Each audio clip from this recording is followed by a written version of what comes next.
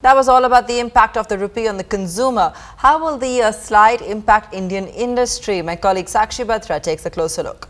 Well, that's right. The rupee free fall continues as it has declined over 7% this year so far. And here is how the key sectors of the economy are getting impacted with this. There are many which are feeling the heat and others which are getting benefited, like the export-oriented sectors. So let's begin first with those sectors that are benefiting first.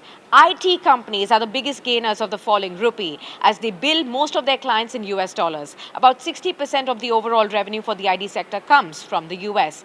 Next comes the pharma sector, which again is a net gainer as it is a big exporter of medicine. So the exporters to US stand to gain the most. Next is the tea industry. India exports nearly 230 million kilograms of tea, or around 16% of what we produce in a year, to countries like Russia, Iran, US, UK, Germany and Japan. And due to rupee depreciation, profits for this sector are expected to rise by 5 to 10% this fiscal year.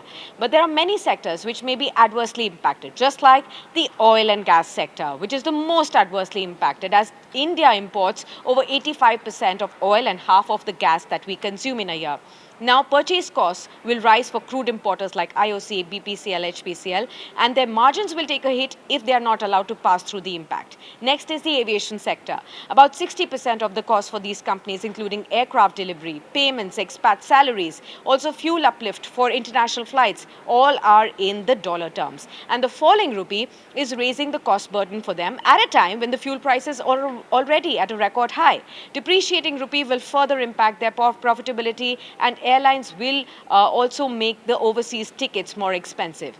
Now, the key raw materials like crude and palm oil derivatives are imported and account for nearly half of the input costs for the FMCG sector also. And a lower rupee can lead to their margins getting eroded. Even if that they have done the price hikes, FMCG companies now will need additional 15% price revision just to maintain their margins.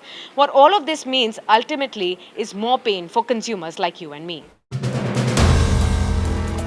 If you like the video, do like, comment, share and subscribe.